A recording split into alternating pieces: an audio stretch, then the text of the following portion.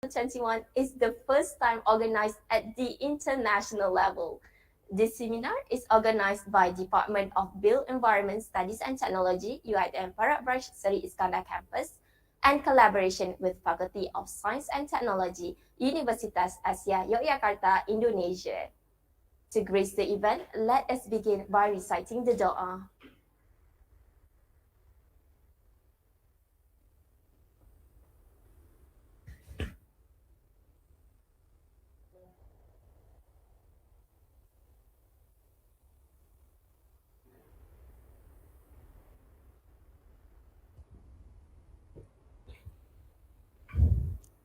Assalamualaikum dan selamat pagi. Bismillahirrahmanirrahim. Alhamdulillahirrabbilalamin. Wassalatu wassalamu ala ashrafil anbiya'i wal mursalin wa ala alihi wa sahbihi ajmain. Allahumma ftah alaina hikmataka wa anshur alaina min khazaini rahmatika ya arhamar rahimin. Ya Allah, ya Raufur Rahim.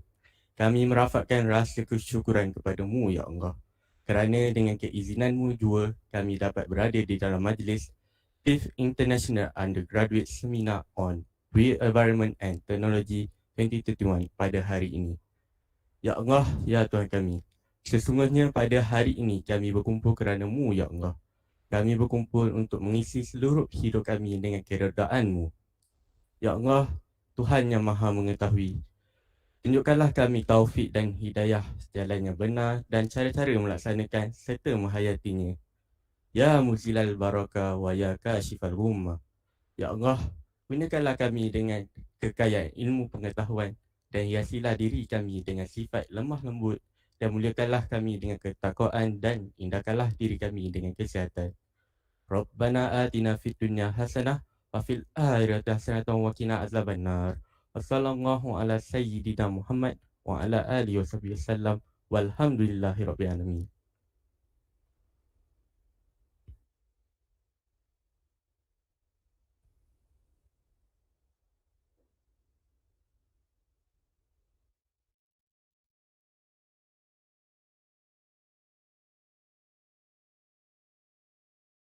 Thank you, Muhammad Naim, for the Doa recitation. Ladies and gentlemen, distinguished guests, now I would like to introduce the Head Department of Built Environment Studies and Technology from UITM Perak Branch, Associate Professor Technologist Dr. Nur Hafizah Abdul Rahman, to deliver the welcoming remarks. Please welcome Associate Professor Technologist Dr. Nur Hafizah.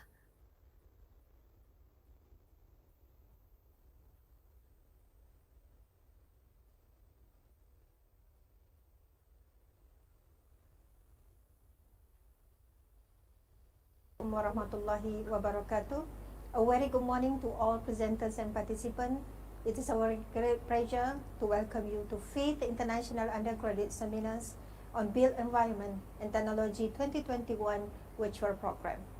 I am very honored to welcome Assistant Professor Hapsari Wahyuningsih, Dean of Faculty of Science and Technology, Universitas Asia Yogyakarta, Indonesia, Professor Tom Planner Dr. Jamalul Laili Abdullah, Dean Faculty of Architecture, Planning and Surveying, the first keynote speaker, and Town Planner Dr. Alias bin Amri, Director of Research and Development Division, Plan Malaysia Headquarters, the second keynote speaker for today's program.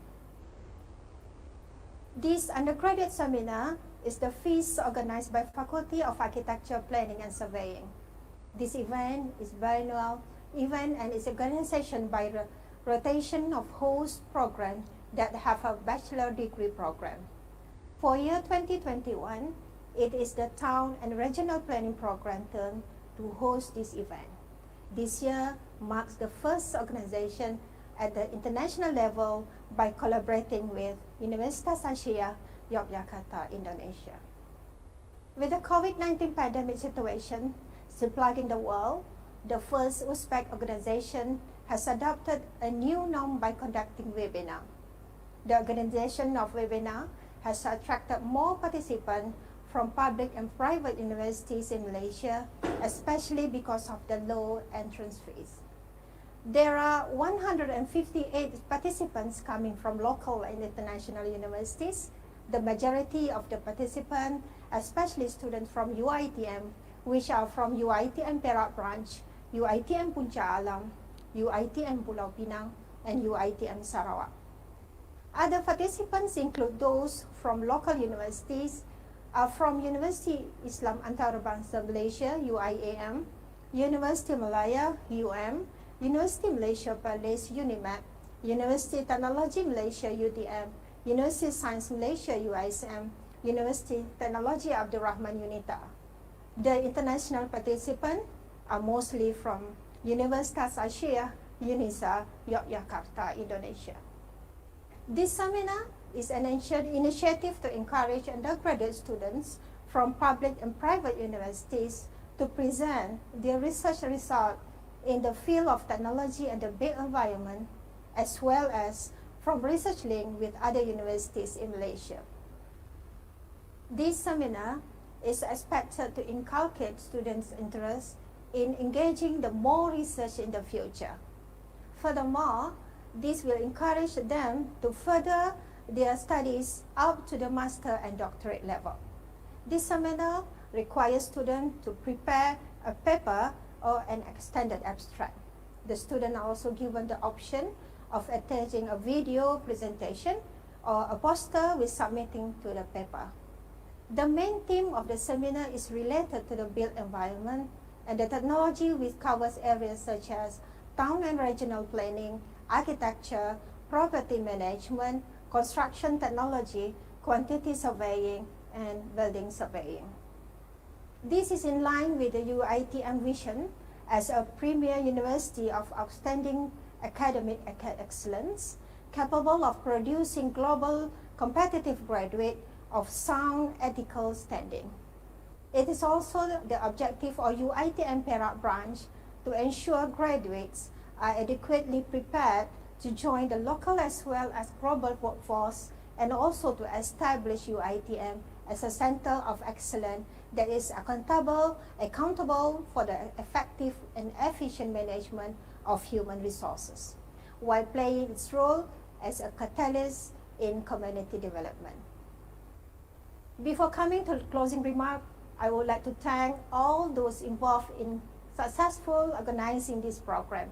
My special thanks to geospecialist Dr. Nurhisha Muhammad Saman, the program coordinator for the degree program of Town and Regional Planning, UITM Perak branch, and all the committee members for their dedication, time, and effort in making sure that the programs run smoothly. I hope that you will enjoy today's presentation. Thank you for your presence and participation with the columns word Bismillahirrahmanirrahim. I hereby officiate this 5th International Undergraduate Seminar on Built Environment Technology 2021. Thank you.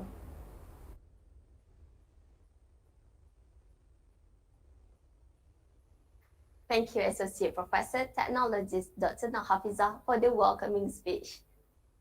Today, it is an absolute privilege to have our guest of honor, Dean of Faculty of Science and Technology, Universitas Asia Yogyakarta, Indonesia, Assistant Professor Hapsari Wahyuningsih, to deliver her welcoming speech as a collaboration partner of the 5th USBET 2021 seminar. Please welcome Assistant Professor Hapsari Wahyuningsih. Bismillahirrahmanirrahim. Thank you, Ibu Jamilah. Assalamualaikum warahmatullahi wabarakatuh. Selamat pagi, salam sejahtera. The Honorable Associate Professor Technologist Dr. Nurhafizah Abdul Rahman, Head Department of Built Environment Studies and Technology, Professor Professional Town Planner Dr. Jamalun Laili Abdullah, Dean of Faculty of Architecture Planning and Surveying, UITM Shah Alam, Professional Town Planner Dr. Alias bin Ramli, Director of Research and Development Division, Plan Malaysia, Professional Geospatialist Dr. Nur Hizam, Program Coordinator Bachelor in Town and Regional Planning, Dr. Syazfani Ahmad, Program Coordinator Diploma in Town and Regional Planning, Ibu Aprodita Emma, Head of Program Degree in Architecture, Unisa Yogyakarta, Professional Professional Town Planner, Maiman Ali, Project Director, 5th International USBED 2020. I apologize if there is a misspelling of the name. And also my beloved students, especially UITM student and UNISA student and other students from around Malaysia and the other country in this morning event.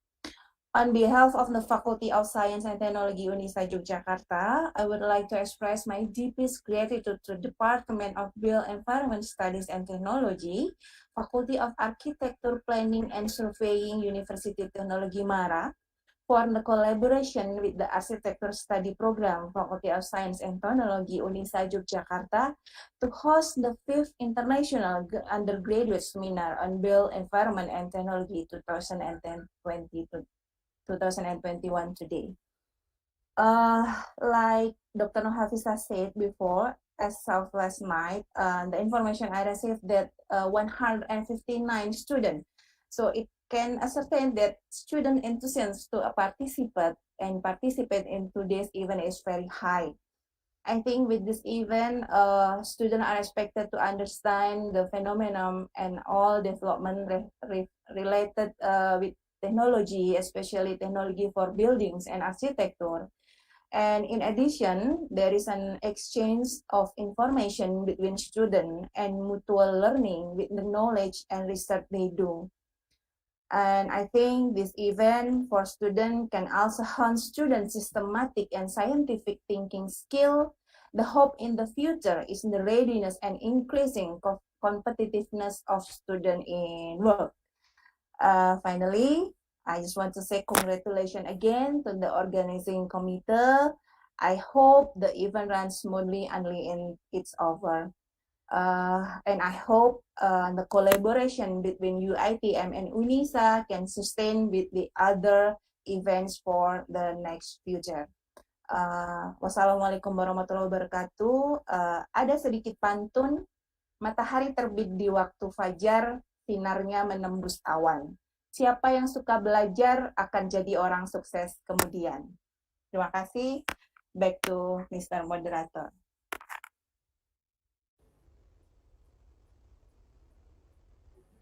Thank you, Assistant Professor Hapsari Wahyuningsih. Ladies and gentlemen, distinguished guests, we wish to share with everyone the 5th USBED opening montage. Let's watch.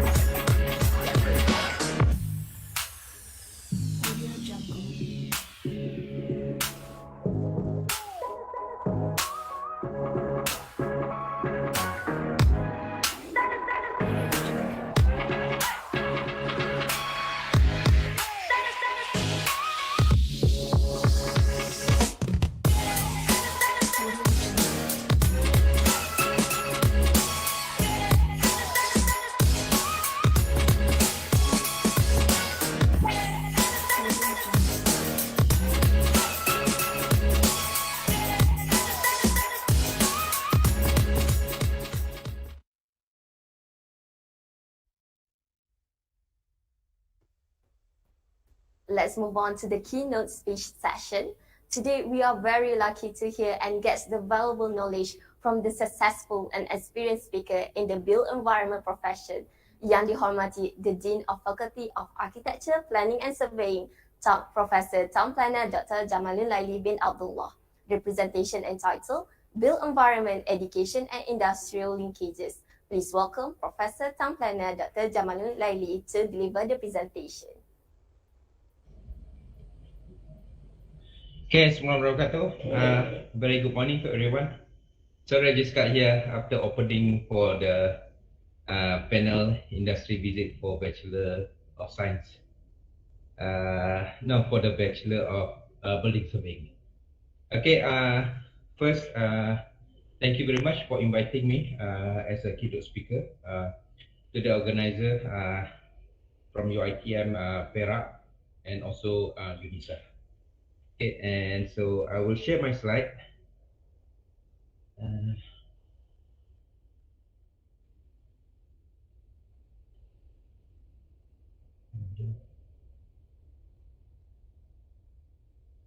Jadi,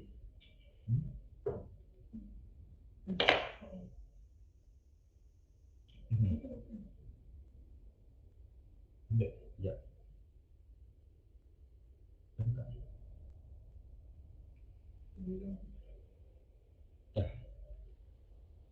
Can you all see it? My slide? It's not presenting yet.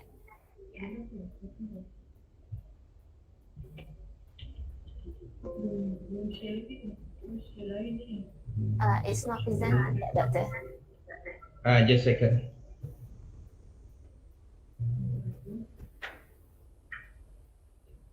Share window. This one.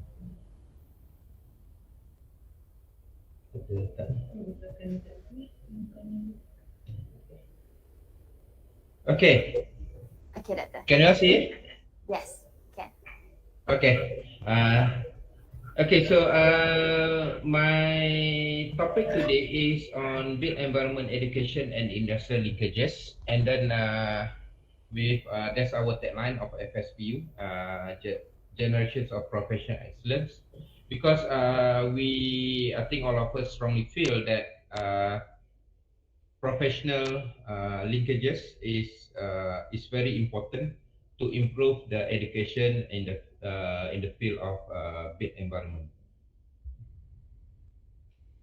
And this first part here, I'd like to share about these are the pioneers of our faculty. Of course, our faculty now, everybody knows we started in 1967, so we are now 54 years old. Okay, we just published our buku 5 dekad, 5 decades of FSPU in the middle of this year. And the founding dean was architect Hijaz Kasuri. I think all of us know he is known as the father of Malaysian architecture for the second half of the 20th century. That means from the 1950s until 2000, because there's a lot of building designed by him, by his firm. Okay, in Southeast Asia, I think the most notable one would be Menara Tabung Haji, the one with the shape there.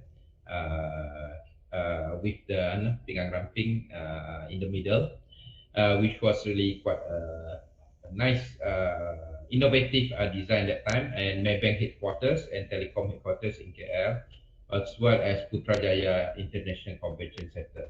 He also designed actually the master plan for UITM Shah Alam. So he was under him when he was the dean that time, and also for lifetime achievement in architecture.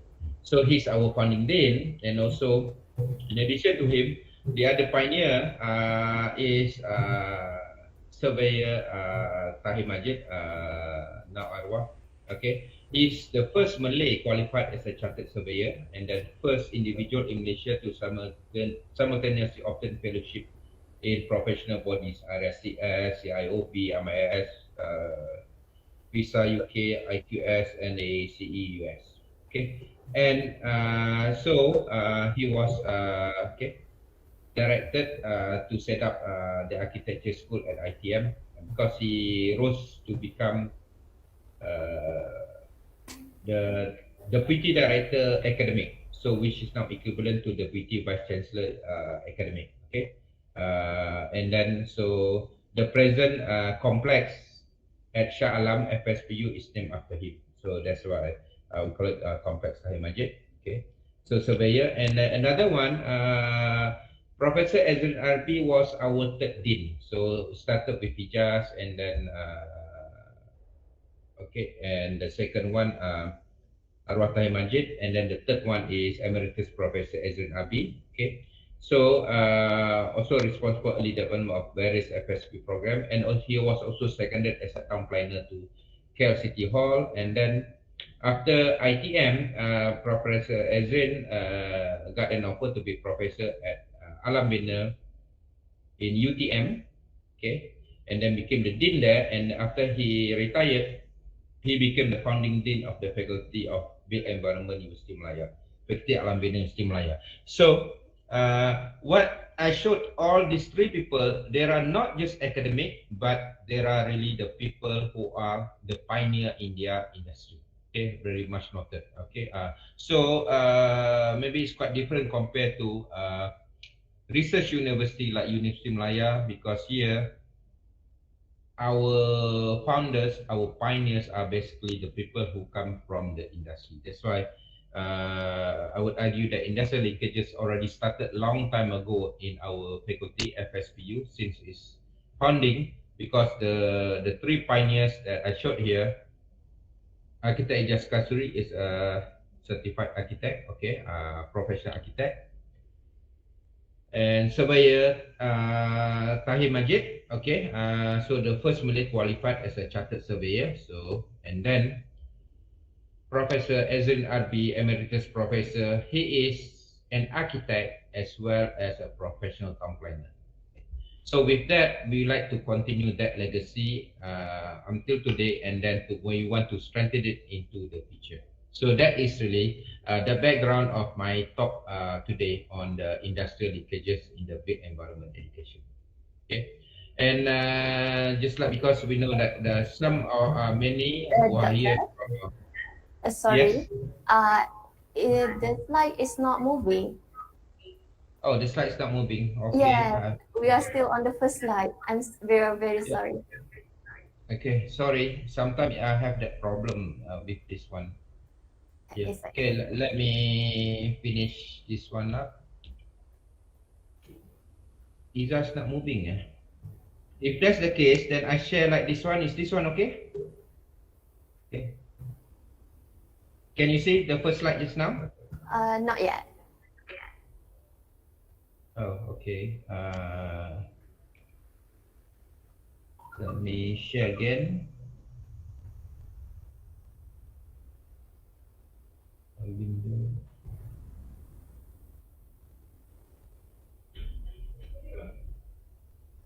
The slide still not moving. Let me mana tadi slide tu?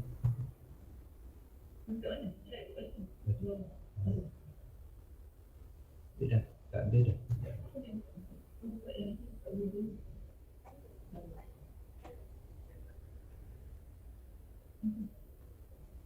This one. Okay.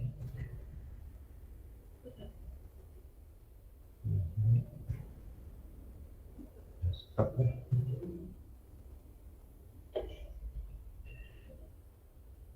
The Windows ni tak ada. Just a second. I don't know why it's not. It's okay. Okay. Ni entire screen pun tak ada share.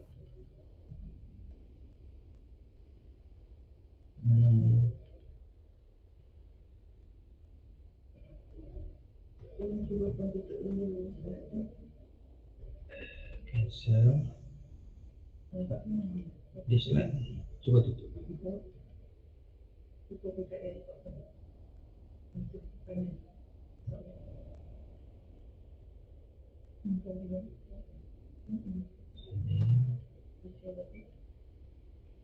Window. Okay. Okay, can you say it again? Yes, we can. Okay, let me try to play the. Okay. Maybe I just click rather than do the slide presentation. Can you see the second slide? Yes. Okay. Okay, maybe sometime when I share the slide, show. Sometimes it doesn't move, but I share through this one by one. Okay, Okay, boleh. so here again, show the photo of the pioneer, kita Aegis Kasturi, the founding head of our first we call School of Applied Arts, and after it became Faculty of Architecture, Planning, Surveying, and also the other one is Faculty of Art and Design. So he was an architect, and our second dean was Arwah Tahir Majid. Okay, and then you can read there as mentioned just now. First Malay qualified as a chartered surveyor in Malaysia. Okay, and we named this complex after him. And he rose to become deputy director of Academy of ITM, which is today equivalent to our deputy Naib Chancellor in academic. And the third one is Professor Emeritus Adrian Abi. So to our friends in Indonesia, he's actually from Padang in Indonesia, and then ITM recruited him in 1960s, in the late 60s, and then he thought he would plan like to teach at ITM for only a few years, and then after that move on, but he ended up staying and became a citizen of Malaysia. So he is a town planner as well as an architect, and he contributed to he's the third dean of FSPU, and also joined University Technology Malaysia in Johor, okay, and became the dean there, and also the founding dean of the Faculty of Built Environment Universiti Malaya, and Universiti Malaya gave him emeritus professor title. Okay, so this is our Center of Studies in FSPU. We have 11 Built Environment Center of Studies, and then so in the main one headquarters in FSPU Shah Alam, these are what they call as non-design based, okay, construction, estate management for amenities, QS, building surveying, okay, and surveying science, geometry, and postgraduate studies. Okay, so 7 center of studies, and then in Puncak Alam, we have center of studies related to design-based architecture, interior architecture, landscape architecture, and town regional planning. And of course, all of these centers here, okay, the programs are also available at UiTM Perak, except for perhaps park and amenity management, which is only at Shah Alam, and surveying science in Arau. But the others, we also have it in UiTM Perak, and of course, UiTM Perak also they have the Master of Green Architecture. Okay, so this is set of studies in the FSPU Built Environment. Okay, and then all of these are professional based programs, and we are proud to say that all of our programs, okay, every single one of them receive accreditation from international and from national and international. For the national accreditation boards, so these are the boards that accredit our program: Board of QS, Board of Architects, Board of Town Planners, Board of Valuers, Appraisers and Agents, and Land Surveyors Board. So we call it lembaga. Okay, so because they are bound by the act, and then they accredit the programs. Okay, in addition to accreditation by the boards, we have also have the professional body recognition. So this is like Institute of Landscape Architect, okay, for architecture, and Malaysia Institute of Interior Designer, Institute of Architects, Malaysia Institute of Planners, and RISM, Royal Institution of Surveyors Malaysia. So they also accredit our program, and for international, we receive accreditation from CIOB, okay, also RIBA, RICS, Asia Pacific Real Estate Association, and World Urban Park. So all of these provide accreditation to all our programs in FSPU. So to get this accreditation, we need to have a strong industrial linkages, because this accreditation boards and professional bodies, there are really the people in the industry. There are not the people in the academic. So from academic, of course, we get it from MQA, Malaysian Qualification Agency. But before MQA can give us accreditation, okay, we need to get accreditation from all of these boards, which are not academic boards, but there are more what they call as the professional boards, okay, and professional bodies, there are the people in the industry. And that's why we have to maintain a strong link with the industry. Okay, that's one. And then we also have to make sure that all our graduates are accepted by these industries, so that when they go out, then they can become the professional. So when our program have received accreditation from these boards and professional bodies, our students, their their degrees are already recognized by this board, so they start working. Okay, and after a few years of working and after passing exam, they can become professionals, certified professionals in each of this field here. So it can be like, if town planner, okay, TPR, town planner, or AR for architect, or SR for surveyor, as well as other titles related to that, LAR for landscape architect, or IDR for interior architects. Okay. And to do that, we need to have the strong industrial collaboration. You see here, these are the industrial collaboration, some of those that we have out there. So, okay, with UPERM, and also the next keynote speaker, Dr. Alias, with Plan Malaysia as well. We have signed MOU with all of this, and we have a lot of collaboration with all of this from the industry. So this industrial collaboration, we start to, we already have with these industries, and then we are strengthening those collaborations. Okay, and those collaboration also we put it under what they call as our research interest group. Okay, under Southeast Asia Built Environment Research Center. So this is like some of the RIG research interest group under the faculty FSPU. So this is on the Applied Remote Sensing and Geospatial Research Group. So this is more on the science and geometric science. Okay, and then Sustainable Heritage Group and Built Environment Wellbeing Research, and then this one is very strong in UiTM Perak, Kutai, Knowledge and Understanding of Tropical Architecture. Green Safe Cities also, this is quite strong, and then Shahram as well as in Perak, okay, with green technology. And then Center for Environment Behavior Studies, okay, this one, today I just opened the conference, give a welcoming remarks for this under SEPS year. Now they are conducting their 35th international conference. Okay, so and then with the others, responsive environment development, disaster mitigation, and those all of this year. Okay, so well, you see that this research year very much involved with these industries, and then that's why it's very pertinent that we have all of this strong collaboration with the industry. Okay, and then to do that, in addition, we have this external examiner here. So this is the tend to be the people from external examiner. They're from the university as well as they're from the industry. Okay, like Dr. Zana Ibrahim from Plan Malaysia, and then Professor Hasanuddin is from Indonesia. Okay, I think he's our external examiner now. I think he's with the ITB, Institute Technology Bandung, if I'm not mistaken. Okay. Okay, and he was I think the Director General of the Geometric Science in Indonesia before he joined, before he retired. After that, he joined the university. So this is from Indonesia as well.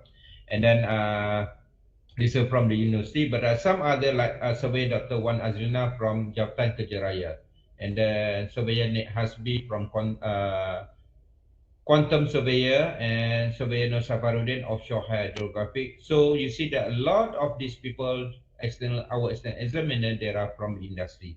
In addition, the industry panels. So here you can see Surveyor Dr. Nordin from Geoinformation Services, okay, Jabatan Warisan Negara, okay. And then this is a private company, okay, Town Planner Ihsan Tanah Motor from IZM Consult. So all of these people who are from the industry, and some examiners also, they are from the industry, okay. And then for academic advisors also. So this is the way we strengthen our industrial collaboration. And then next one is like our professors, okay. And of course, Architect Ijaz Kasuri is currently our adjunct professor. But you see that all of our professors here, what you see that they have like, in addition to the title of professor and the doctor, which is academic, we have their professional qualification. Majority of them, see, like Professor Hadi, surveyor, technologist, Prof Ting also surveyor, technologist, Prof Najib, surveyor, okay, Prof Dasimah, town planner, okay, and then Datin Amimah, surveyor, okay, and surveyor, and in my case, I'm a qualified registered town planner, okay, and the rest all of this here, okay, so mostly surveyor.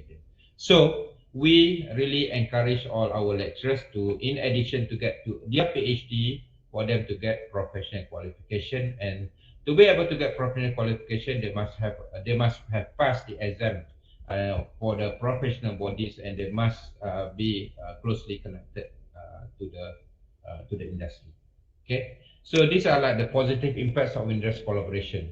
One, I think we all know, through the external examiner, the panel of industry, we can improve our program syllabus through inputs from accreditation bodies and industry panels. Because as I mentioned earlier, the accreditation bodies, these are the bodies, the professional bodies. They are not academic bodies. Okay, so they would come and they would visit every year, and then during accreditation, every 5 years, they would come to accredit, and then there's the midterm review, midterm visit. So every time we'll get the inputs from them to improve our program syllabus.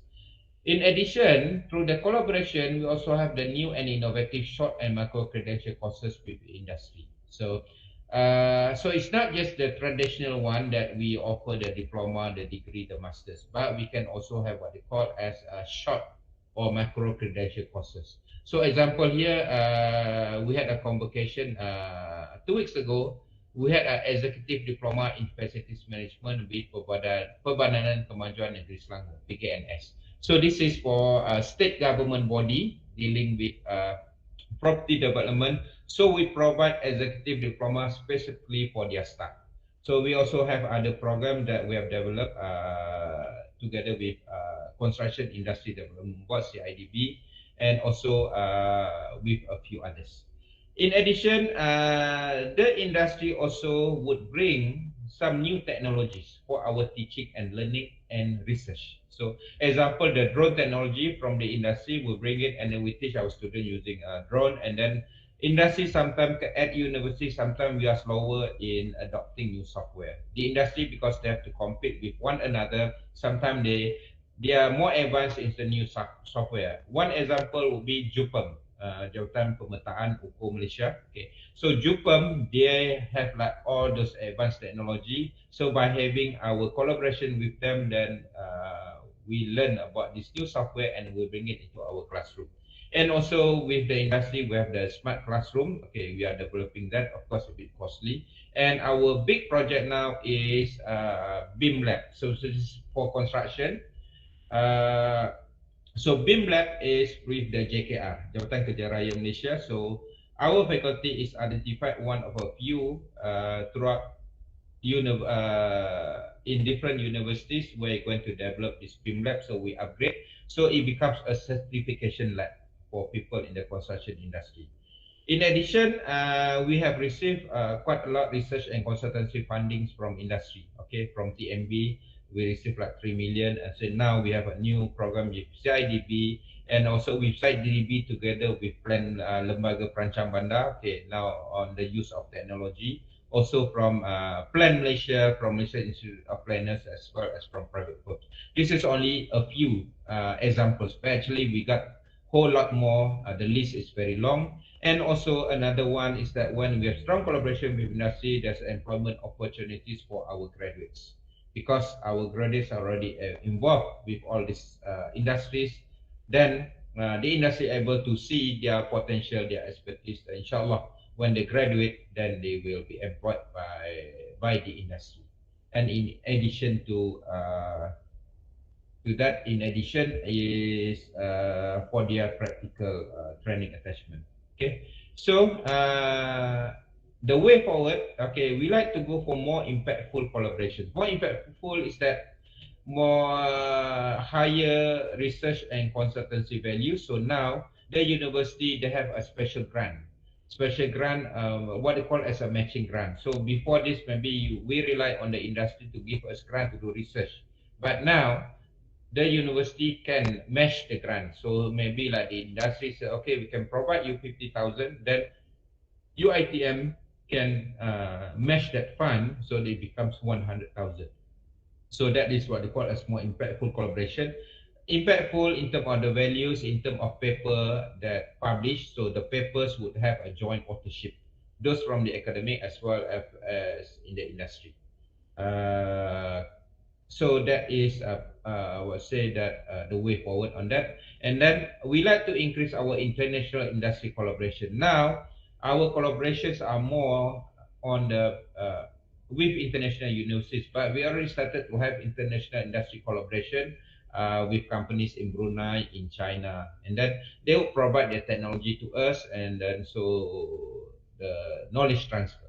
Okay, and also the newer and niche areas of collaboration. So, example, smart city. Smart city and big data analysis, big data analytics are really the big thing now. Okay, so smart city, we started our collaboration with Mike and then with the industry in the smart city projects. So this is mostly companies that dealing with smart city solution. Okay, so it can be health, but mostly on the big data. Okay, and then provide the equipment. Okay, and this is like we just won 2 weeks ago. Our faculty have received UITM Talent Alliance Award in the category of technology and engineering. Okay, so because we have received the highest value of consultancy with industry, so that is with so many players in the industry, but the biggest one is Tenaga Nasional Berhad. Okay, so with that, thank you very much for your attention to my presentation today, and thank you very much to the organizer for inviting me to present my paper for this conference. Okay, back to you, MC. Assalamualaikum warahmatullahi wabarakatuh. Thank you very much for the informative and interesting presentation. It is now with great pleasure and honor to acknowledge the gracious presence of Town Planner Dr. Alias Biramli, Director of Research and Development Division from Plan Malaysia, to deliver his keynote address on the future of urban planning in Malaysia. Please welcome Town Planner Dr. Alias to deliver his presentation.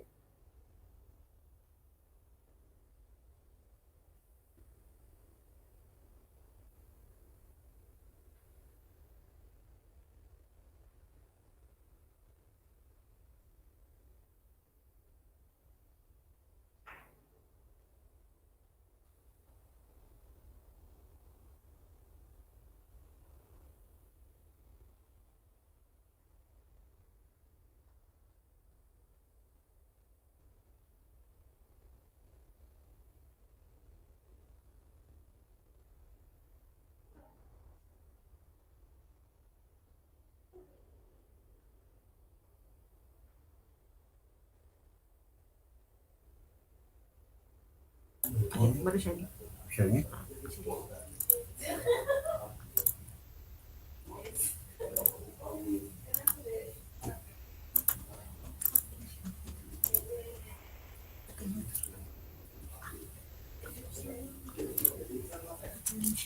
Share.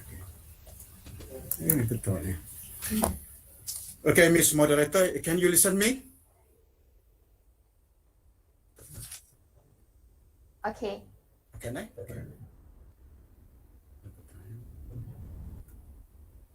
Okay, bismillahirrahmanirrahim. Assalamualaikum warahmatullahi taala wabarakatuh. Selamat pagi dan salam sejahtera dari Putrajaya.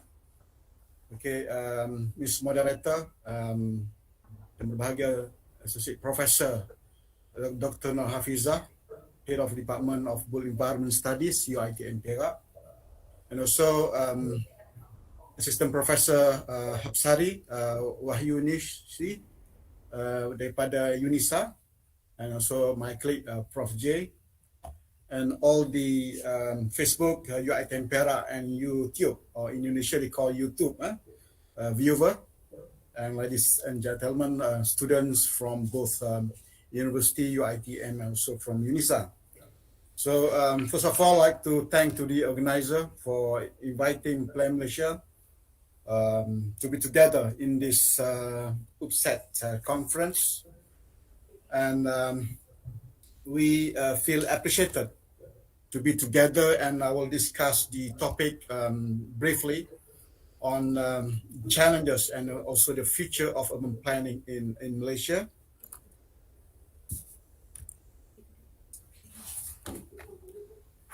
You 1 minute, sorry. Dr. Alias, are you sharing your slides? Yeah, we retrieving just a bit, Okay. Okay.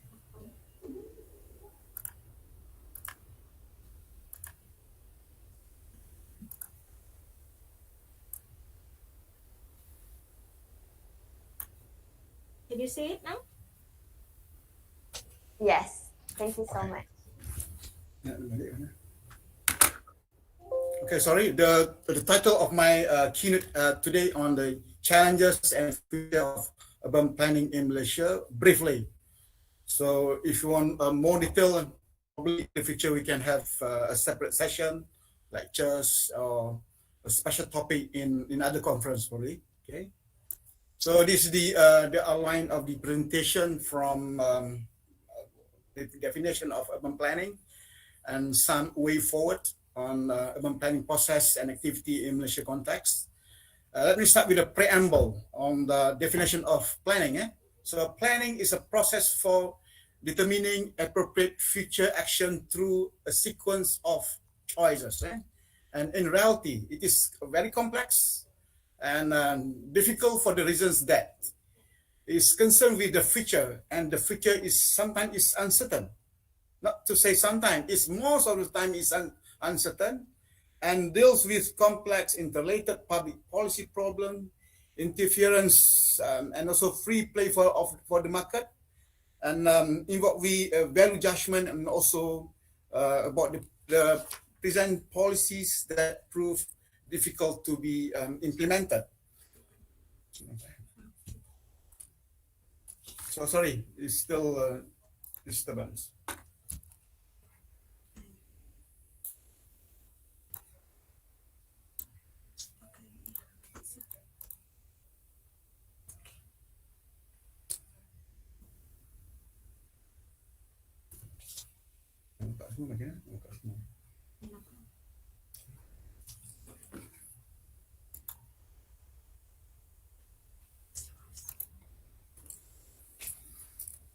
Okay, I'm so sorry for some technical in Putrajaya. So this is a preamble of planning. It's not about planning. So the point here is on the uncertainty, and it's related with the context of urban planning. Since I think I studied in at UTM 1987, we discussed about the urban planning is uncertainty and planning at the crossroads.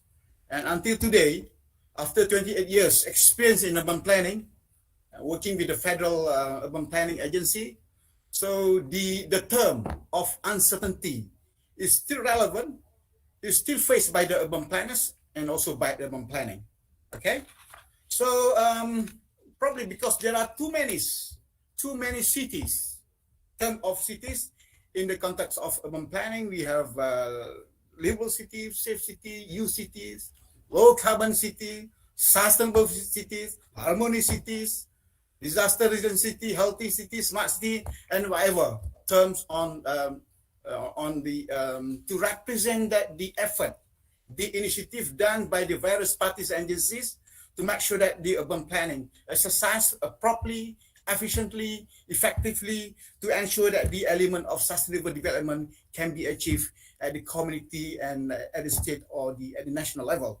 So one of the what you call the fundamental challenge in terms of cities, and this is by United Nations Secretary General. He said that cities are where the battle for sustainable development will be won or lost. So this shows that talking about the sustainable development is we have no choice. As urban planning, as urban planner, it is a duty of us. It is a duty of town planners plus other stakeholders that involve with the city's planning and also city's development. So the second portion here is on briefly on the Malaysia's spatial planning framework. So this is for the benefit of our clip from Yogyakarta. I'm several times visit Yogyakarta. I'm quite interested with the what you call the Angklung Festival in Yogyakarta. Yeah? Okay, I won't discuss about the Angklung, but today about the spatial planning framework. Okay, we have Malaysia have 3 level of urban planning exercise. From the national planning, we have 5-year Malaysian plan, and currently we are RM 12, and we also have national physical plan and other sectoral policies, plus the national urbanization policies and also national rural policies. At the state level, I'm not sure about in Indonesia, we have regional and state planning. So the exercise of a regional plan, such a plan, and also other sectoral policies and strategies formulated by state and also by the regional level.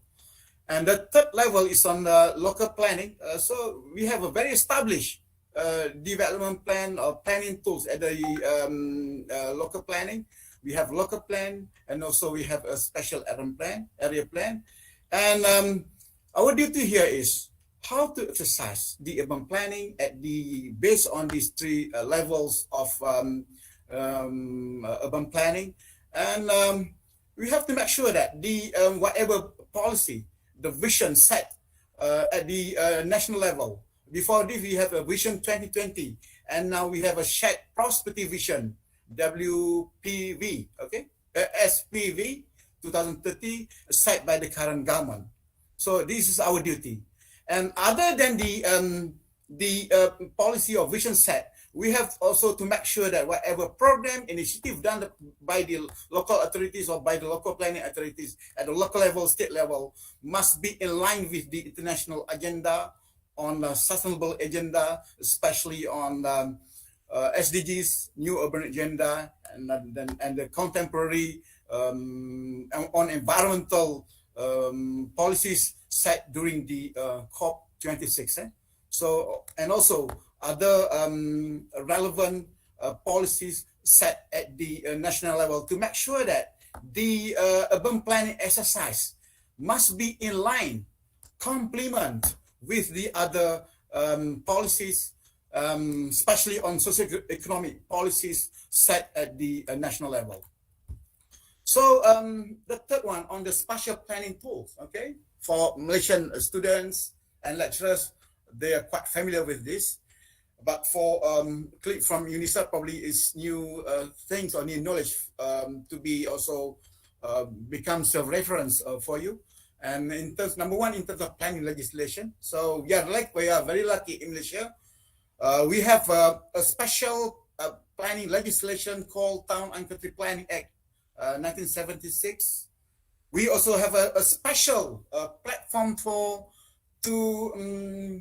as a platform for negotiation between federal and state. We call it as a National Physical Planning Council chaired by Prime Minister. And at state level, we have a state planning committee, and also we have a planning appeal board at the local level. And we have we have a huge number of planning research and guidelines formulated by, especially by Plan Malaysia, under my jurisdiction as Director of Research and Development Division. So, and after that, we also have regional and territorial planning documents. And on national development plans, we have a national physical plan, we have national urbanization policy and other plans. And at the local level, since 1980s, we have formulated many such a plan, and also many local plans done by the local authorities, with help by our department, Plan Malaysia or Federal Department of Town and Country Planning. And also we also done I think many initiatives on planning information system, on decision-making support system, and also on big data. Now we are working on the Malaysian Urban Observatory. As said by the Prof. J, we are in the process of finalizing MUO for Malaysia to make sure that the process of data, big data for urban planning and urban development in Malaysia. And we hope that with the comprehensive platform for urban planning data system, it will help our country to ensure that the process of data gathering, data analysis, and also the analytical data can be shared together with other agencies, and the benefit we hope that to be applied by the all agencies and ministries in Malaysia context to ensure and to delivery system and also the to efficiency and effectiveness in exercising the urban planning or urban development process in Malaysia context. So briefly, we have just launched the National Physical Plan by the Prime Minister, I think 17 November, just last month. So we have set the goal for the national aspiration in terms of urban planning. So to achieve a resilient and livable nation. So there are 3 thrusts on dynamic urban and rural growth, on spatial sustainability and resilience to climate change, on thrust number 3 on how to build inclusive and livable communities. And the theme here is to strengthen the growth and also to achieve the livability and to make sure that our city is sustainable and resilient. That the ultimate agenda of National Physical Plan number 4. So other than National Physical Plans, we also have formulated National Urbanization Policy, NUP number 2, with vision to achieve sustainable cities for people's well-being.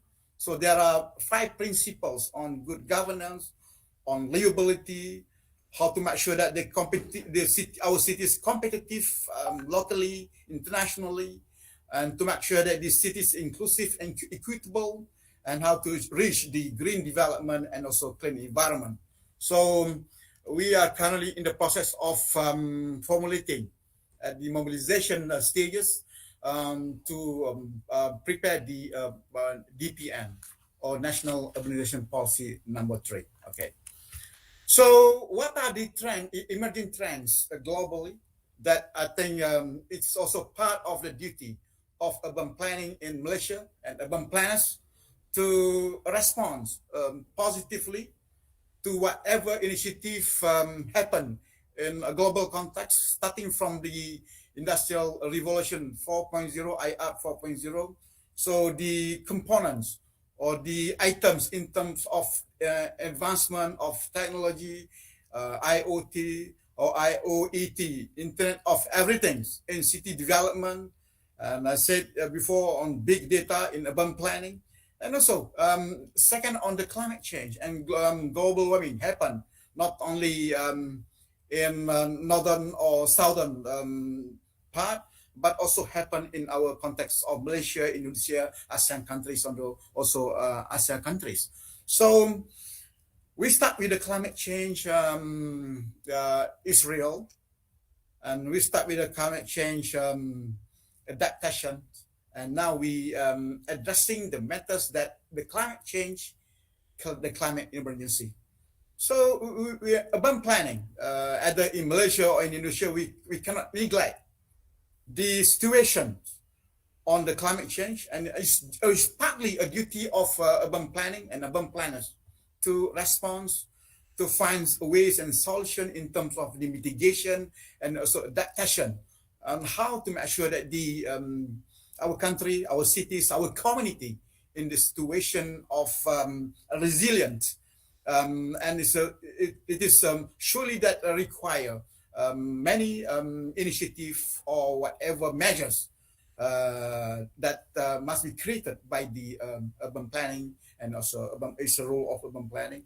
And currently, since last 2 years, we face the pandemic of COVID-19, probably other diseases. So it's also part of the duty of planning to find ways. And we have set several initiatives at the national, state, and local level on new normal, some new deals in urban planning. But I'm worried that the current cases, and yesterday I think it's still more than 4,000 in Malaysia context. I don't know.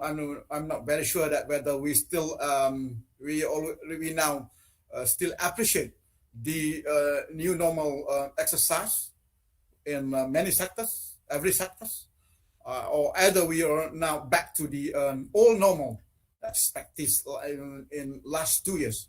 So urban planning also plays a role on how to face and find solution ways in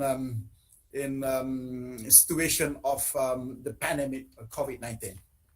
So very huge challenge and duty of urban planning and urban planners. So in general, what are the challenges of urbanization in Malaysian context?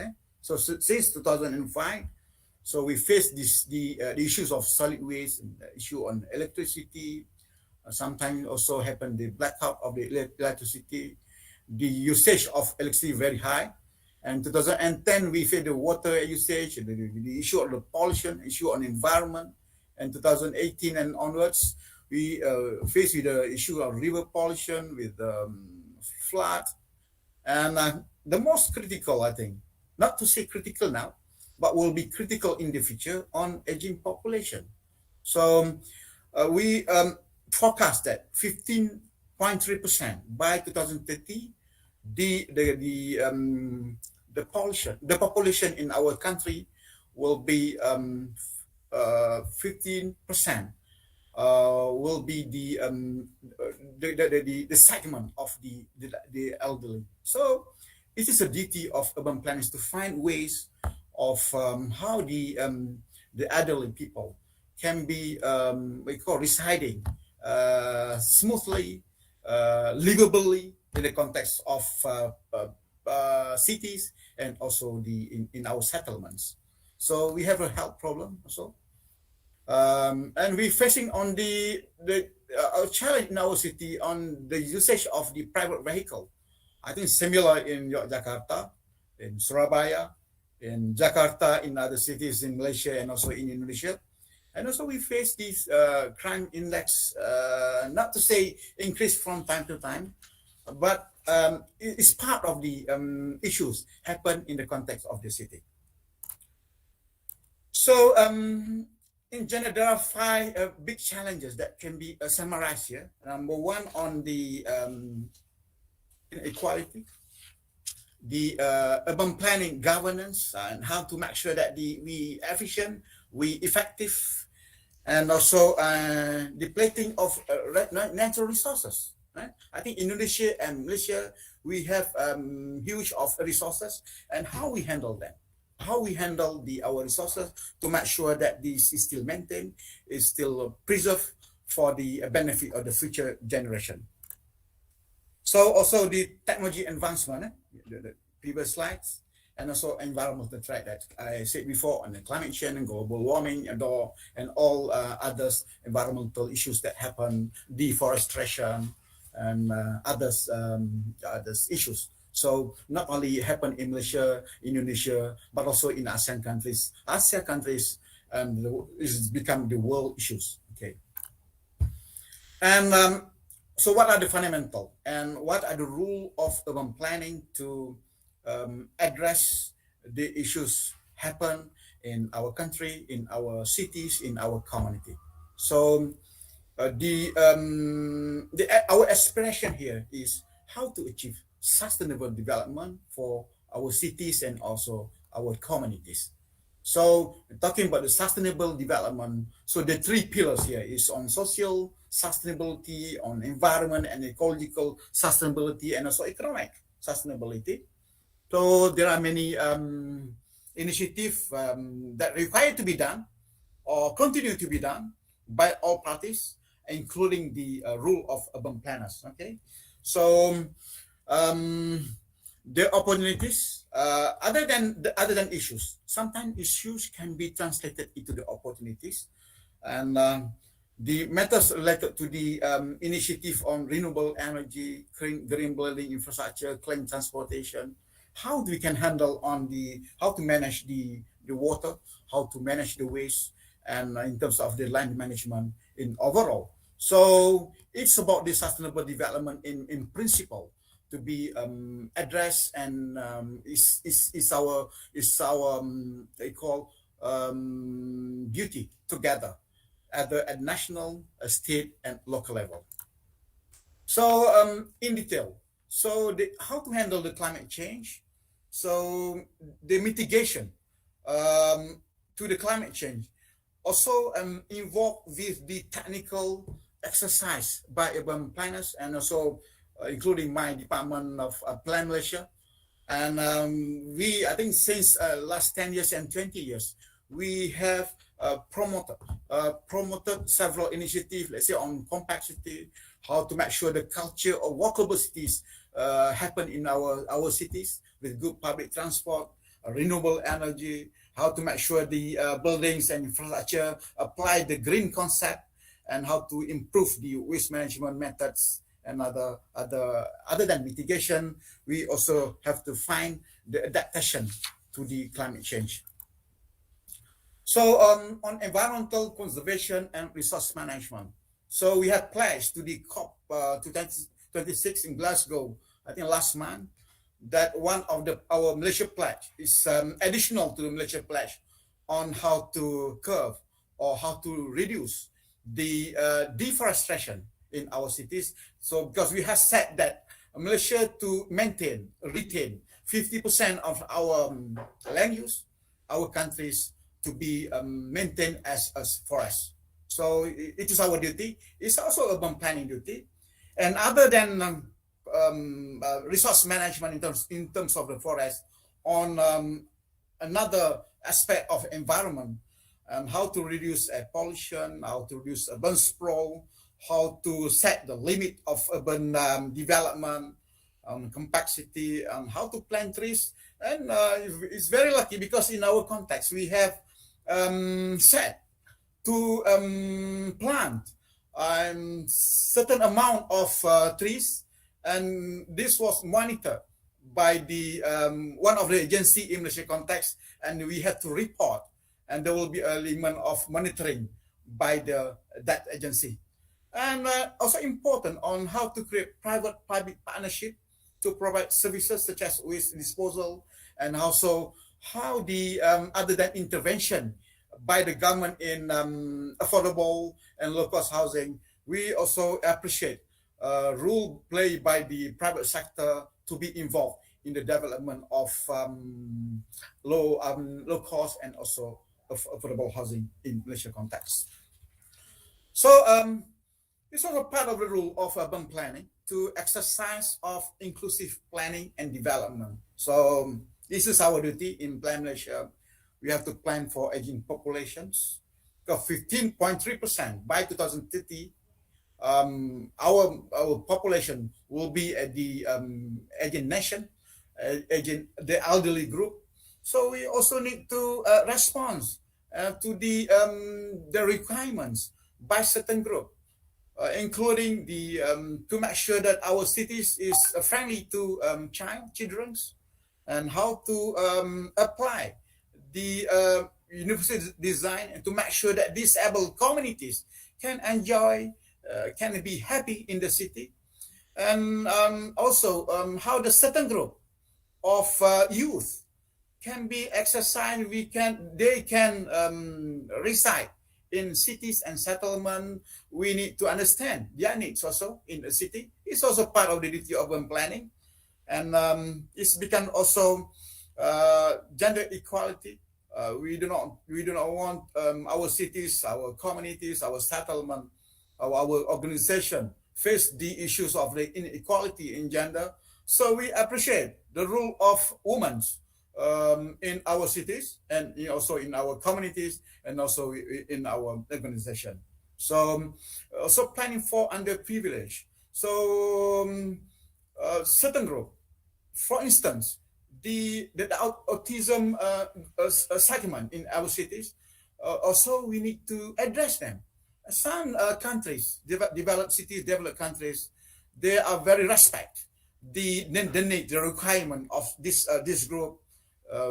You have to make sure that they also develop cities that are friendly to the autism community. So Malaysia and Indonesia, I think we also need to find ways on how to respect their I call existence in our cities.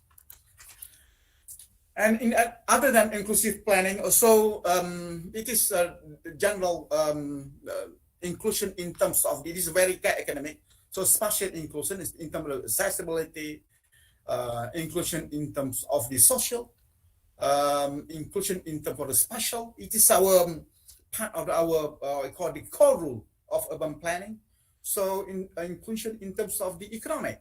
So why we need to ensure that our city, the element of inclusivity becomes the agenda of urban planning. It's aimed to improve livability and cohesion, and also to enhance economy and competitive, and to make sure that our city is competitive internally, nationally, and also internationally, and to improve the resilience in many angles for our cities. And also is to design a smart and disability inclusivity that I said before, that we need to respond, we need to appreciate, we need to understand the requirements of certain groups in our cities other than the normal cities like us. So it's a duty of urban planning and also urban planners. Okay.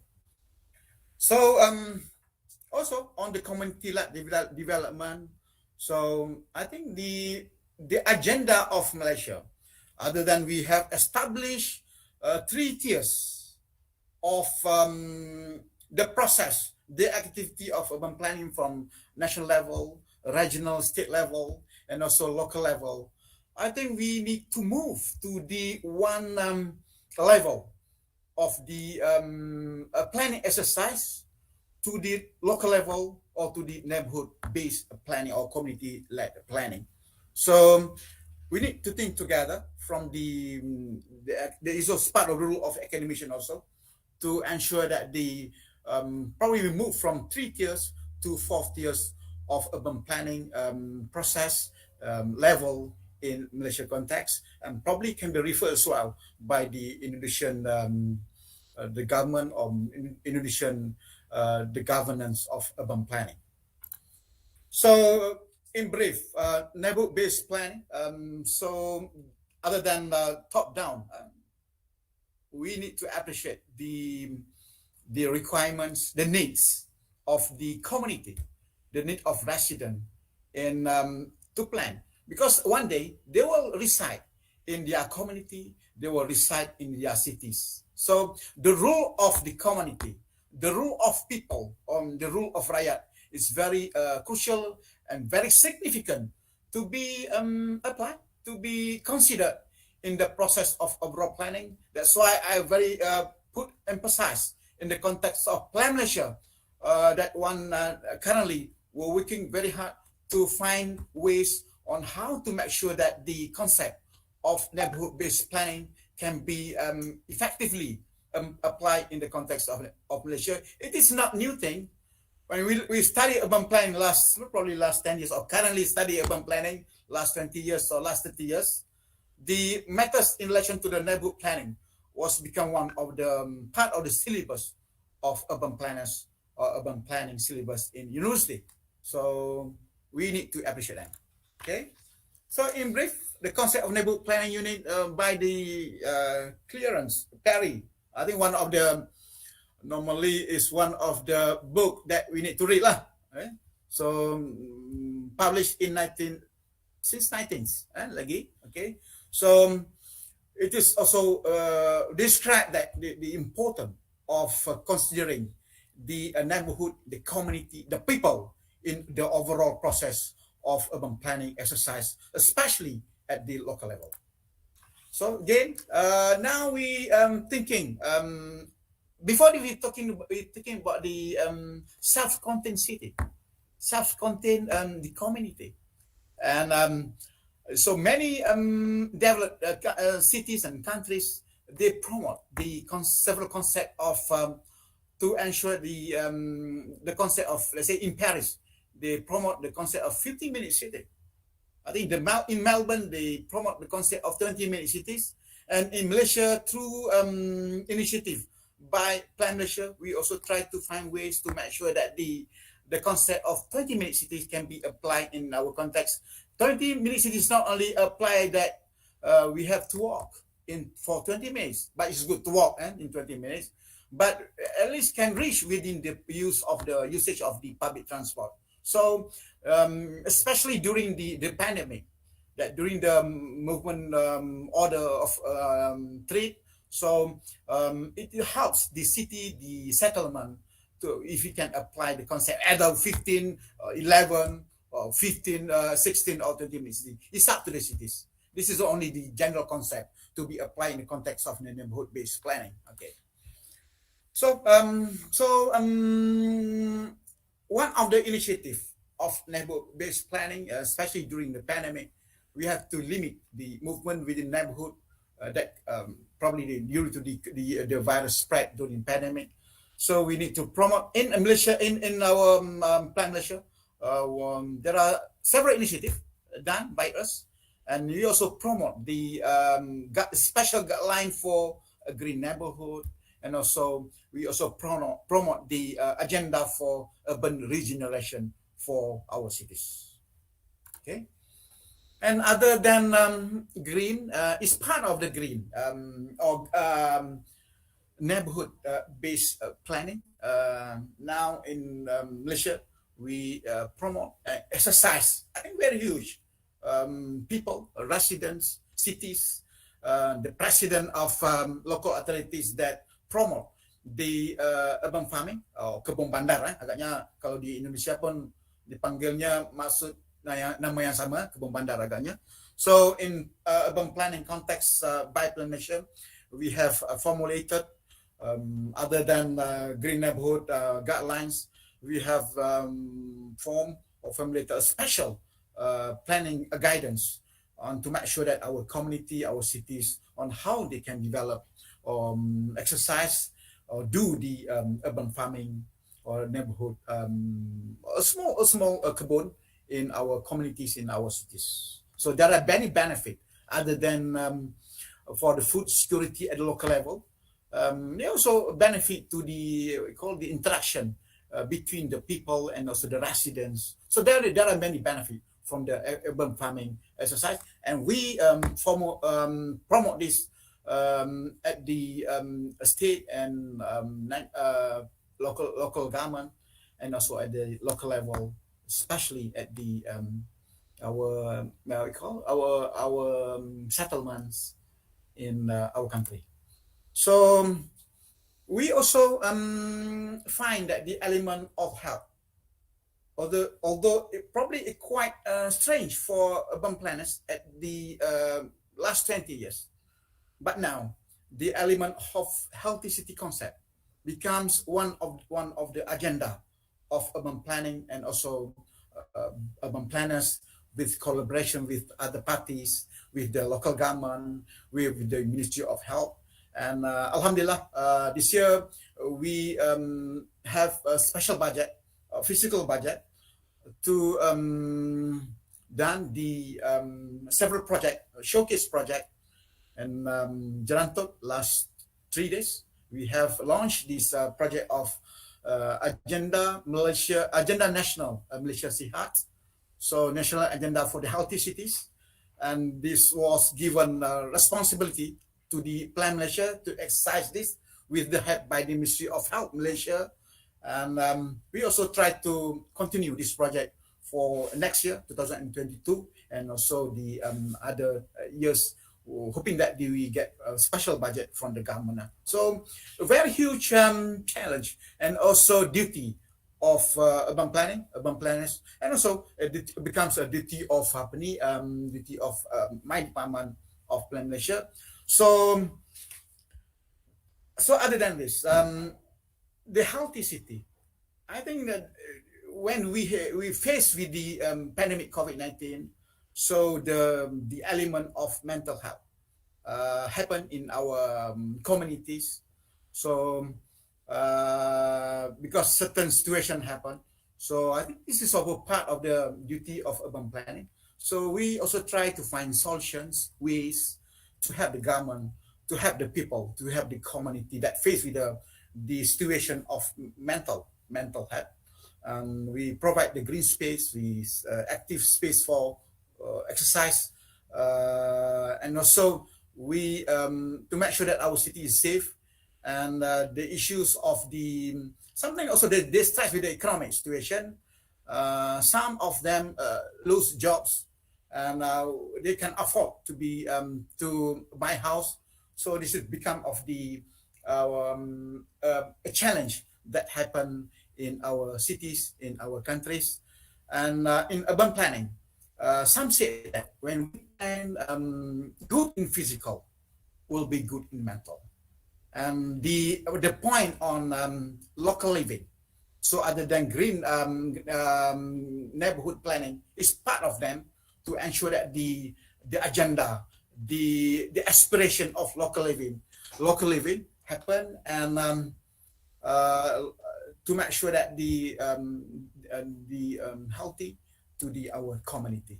So, and I think the last on this topic on the how to encourage and how to promote the provision of the public facilities or infrastructure that friendly to the cyclists, and also friendly to the pedestrian. I think in our cities, in Putrajaya, in Kuala Lumpur, there are many urban dwellers that they enjoy to exercise the cycling in our cities, although sometimes quite dangerous. So it's our duty to provide the, I think, friendly infrastructure to them. For instance, we provide a special lane for the cyclists to make sure that the element of safety for them while they enjoy cycling in the city or in the settlements. So, and the last topic on the way forward. So it's very important that, number one, on the evidence-based planning. So the scientific evidence is very important in urban planning exercise. And Plan Malaysia has taken initiative to formulate the Malaysian Urban Observatory. We need a special session on this, and to address matters related to the micro planning, other than national, state, and regional, and also local planning. So it becomes agenda of micro planning exercise, including the community-led planning, and also to reach the international agenda, and also to face or to find solutions, mitigation to the climate change. We also to find ways how to make sure that our cities apply the low carbon cities strategies in the context of planning, and in the context of development, and the context of the operation of our cities, especially in Malaysia.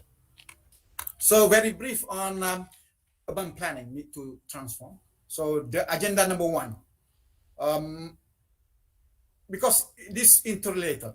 So the agenda number one, how to bring people back to city, to make sure that they can live, learn, work, play in city.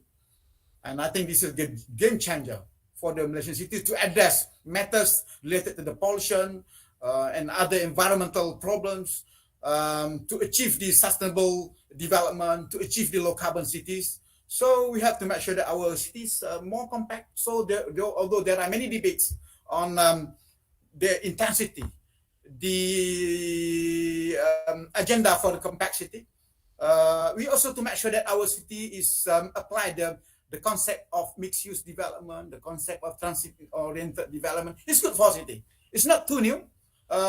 that was already applied by last 10 years, last 20 years by other developed cities in the world.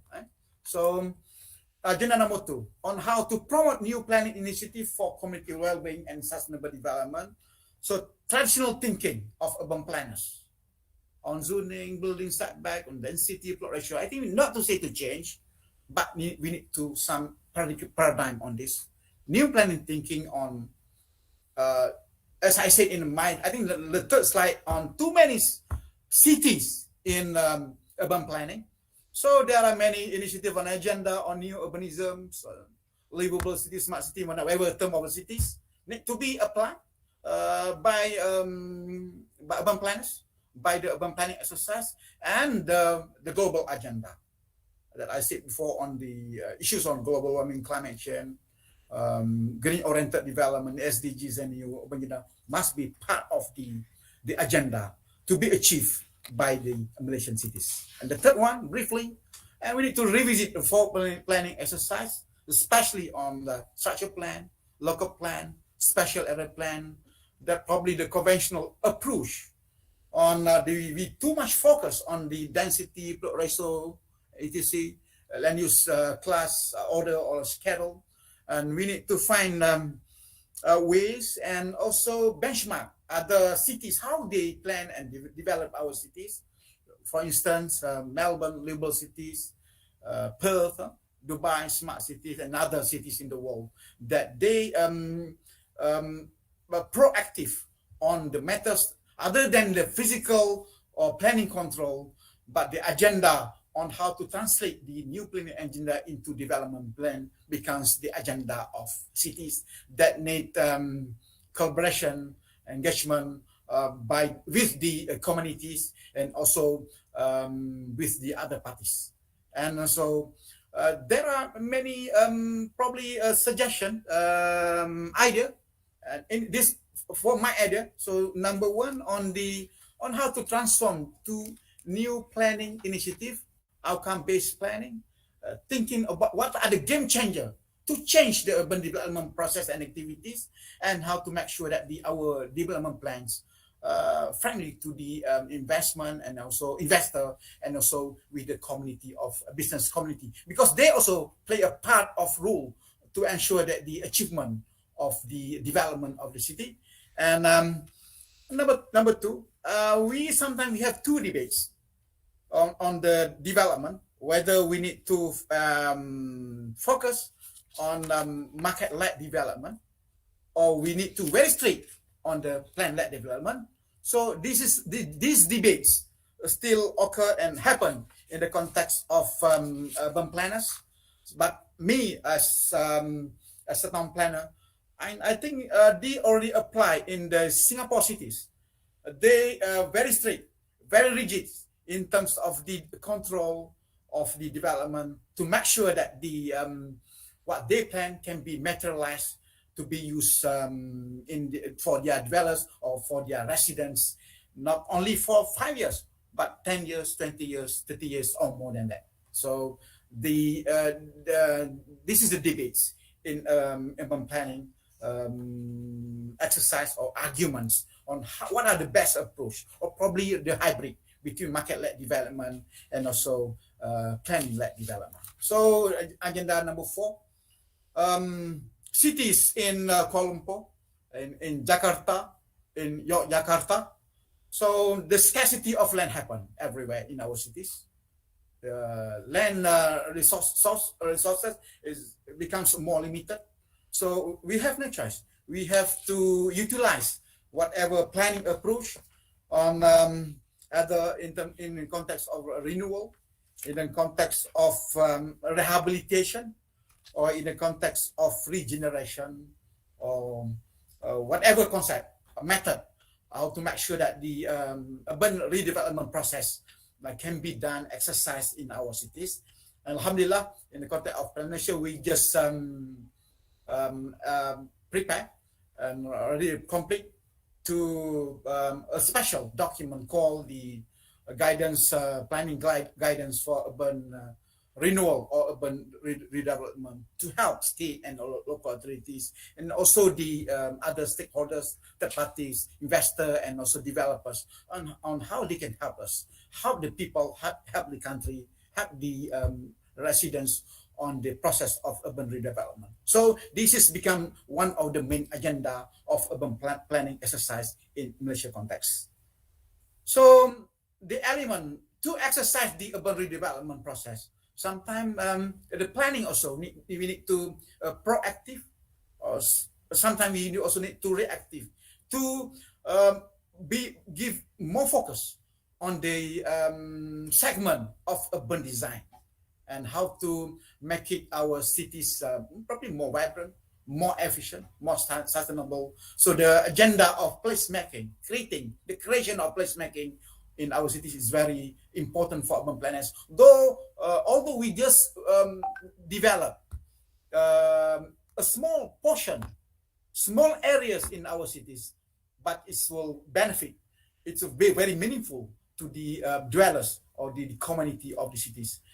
We have experience in one of our cities in Jerantok last 2-3 days when we launched the agenda of National Malaysia Sihat, a very small area, but was used seriously by the community, and they used together not only by their family, by individual, by several race, and the element of interaction. So become achieved through the activity of placemaking exercise, and this need at the academic level, students, lecturers, I think, to address the part of micro planning, the 4 tiers of urban planning and urban design knowledge exercise is very crucial and important currently and in the future for benefit and to make sure that our cities more sustainable, more vibrant. Okay. And the agenda number 5, I think that's the second last agenda on the planning for Delhi. I have mentioned before, urban planning must be positive, reactive, proactive to make sure that the other groups of people, elderly, children, youth, special community, say for autism, the community, it's our duty to make sure that they also feel comfortable in our city. So the agenda, or let's say the usage of the several initiatives on universal design is very important. So other than that, it's also part of duty of urban planning to find ways and solutions, initiative to make sure that they feel comfortable in our cities, in our communities. So this need thinking on infrastructure, thinking on the public facilities that friendly to them. It's our duty. So, okay.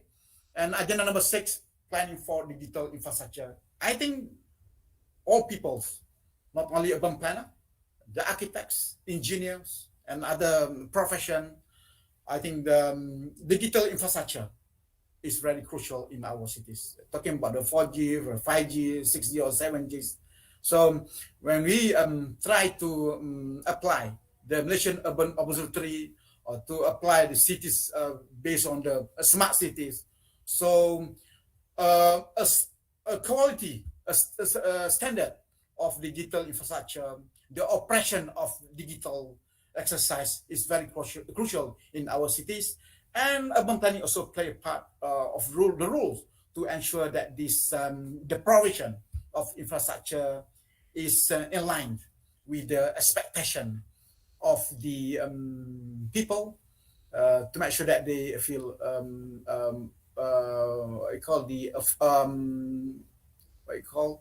mesra to them, friendly to them, and with the achievement of certain standard of digital. I'm not the right people to talking about the digital infrastructure, but the message here is a part of the idea of urban planning. So so this is the agenda, and to conclude my keynote today, or my presentation today, we go to the last slide.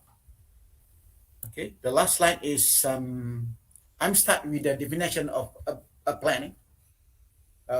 It's very complex, and I would like to end my presentation that urban planners, or whoever involved with the planning of and development of city, I think we need to go back to the definition of urban planning, urban and regional planning. That town planning is about the art and science of ordering the use of land and the character and siting of buildings, communication roads, so as to secure, to achieve the maximum practicable degree of economy, very convenience, and beauty.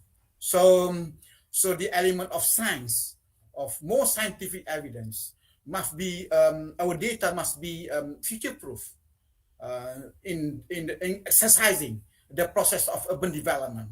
So this is about the urban planning in not only in the academic, but in the real practice of exercise of urban planning and urban development, urban governance process, not only in Malaysia, but also in Indonesia and also in other cities. So that's that message from me from Plan Malaysia today for the viewer, for the audience.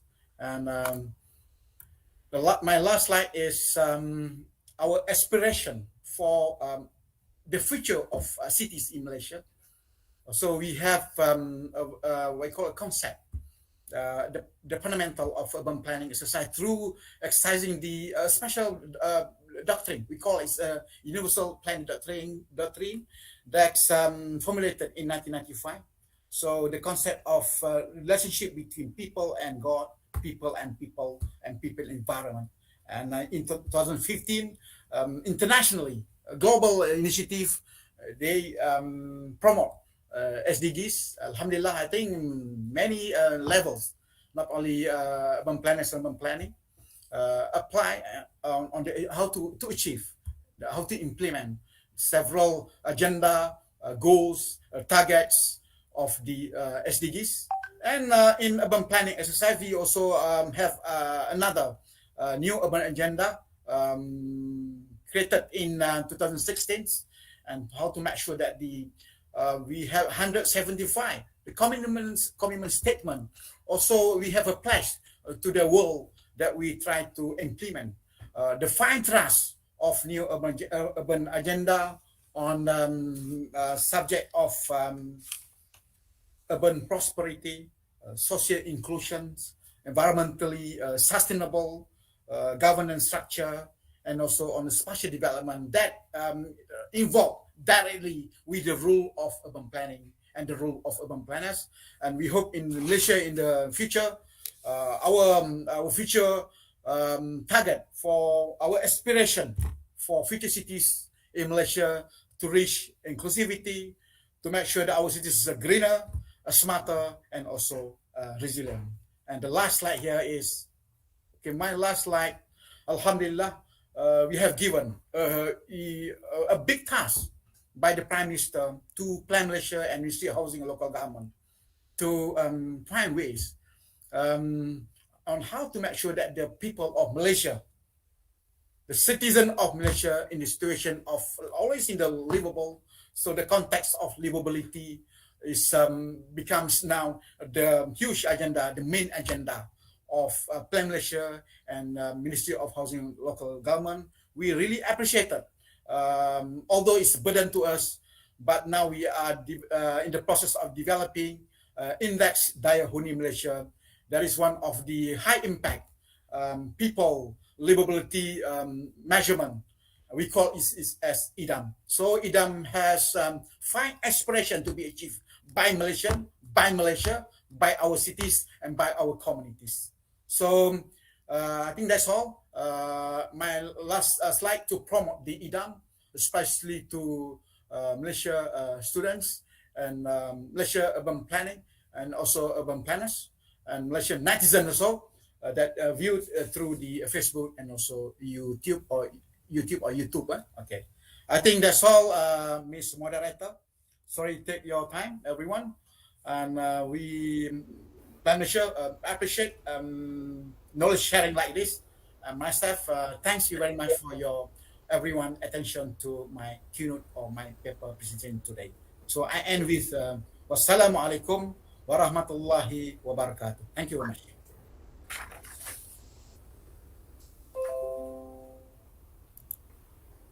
Thank you, Town Planner Dr. Alias, for the updates and sharing on challenges and the future of urban planning in Malaysia. Moving on, we would like to share with all of you that the 5th International Undergraduate Seminar Montage and Parallel Session video presentation will be on UiTM Perak Branch official YouTube, Facebook Live, and poster exhibition at official website of 5th Uzbek 2021. Now, let's watch the introductory to 5th Uzbek 2021 cluster video.